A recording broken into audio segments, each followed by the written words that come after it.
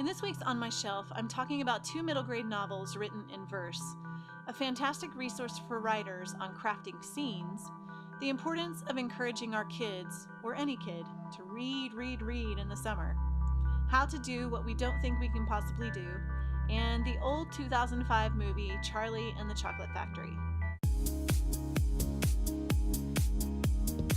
I recently finished two middle grade novels that I was reading my 4-year-old twins. They were both novels written in verse and both had the word red in them, which my 4-year-olds thought was really funny. It's the little things that are amusing to kids. The first story was called The Red Pencil and was written by Andrea Davis Pinkney. This story is about Amira, a girl from a Sudanese village that is attacked by the Janjaweed, a violent guerrilla group. Many in the village are killed, and Amira and her family flee the village, and Amira begins to feel the bonds of her traditional culture clamping down around her. She wants to go to school. She wants to do many things, and she must find the strength to carry on amidst tragedy, disappointment, and trial. It was a beautiful story of perseverance, hope, and overcoming. Though many middle graders will not be able to empathize really with Amira's physical circumstances, they will be able to empathize with her love for learning, her fascination with art, and her determination to work hard for what she has. The Red Pencil was a sweet story about looking on every circumstance, good and bad, and asking what else is possible.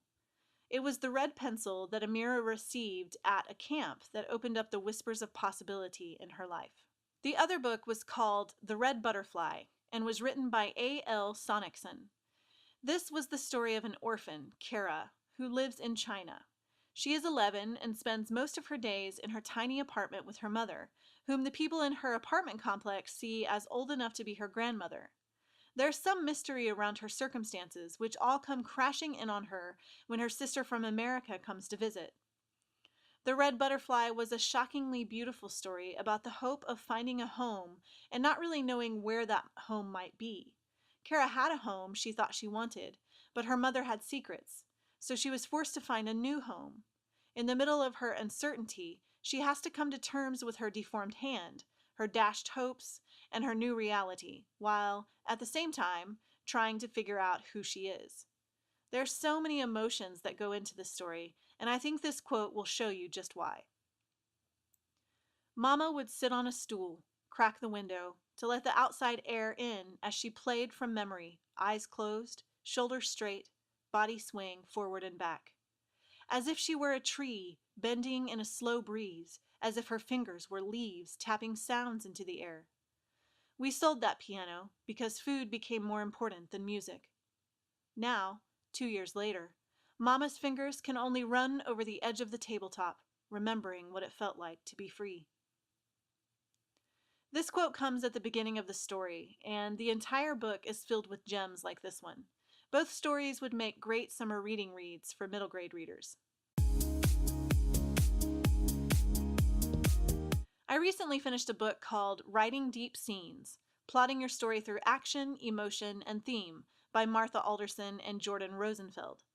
I know that some people have a slight aversion to plotting a novel, and I've spoken about this before. I used to write all of my stories as sort of a let's just see what happens kind of thing, but I realized that I would end up with a lot of really good scenes, but not really necessary scenes.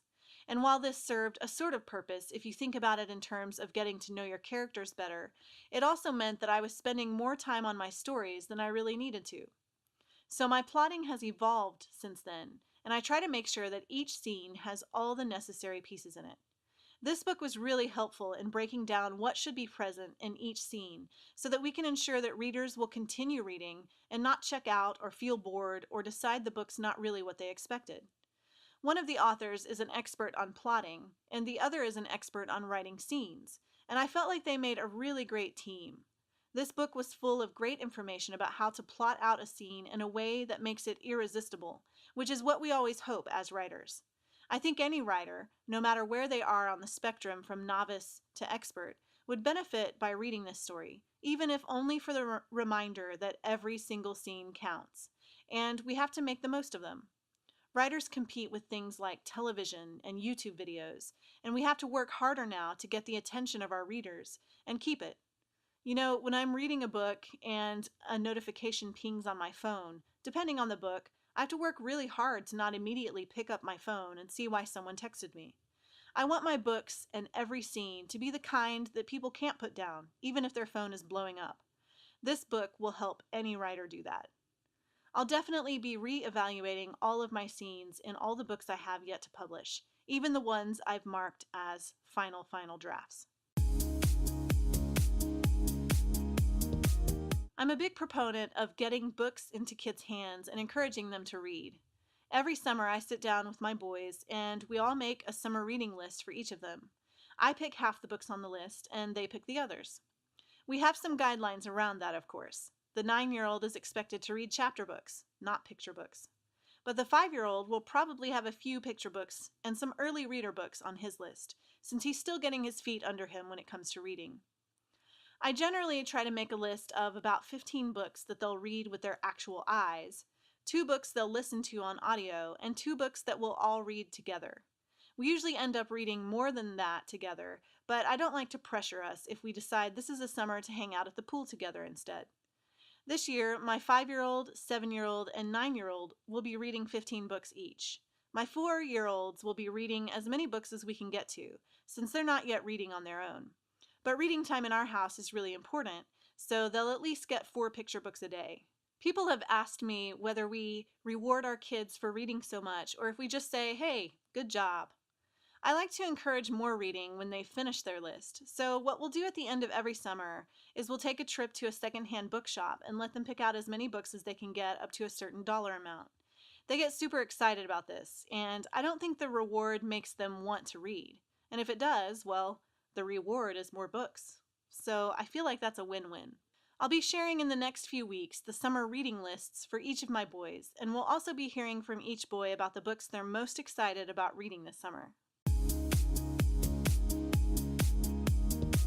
I've said this before, and I'll probably say it again, but I never really thought I would be one to write something as involved as fantasy.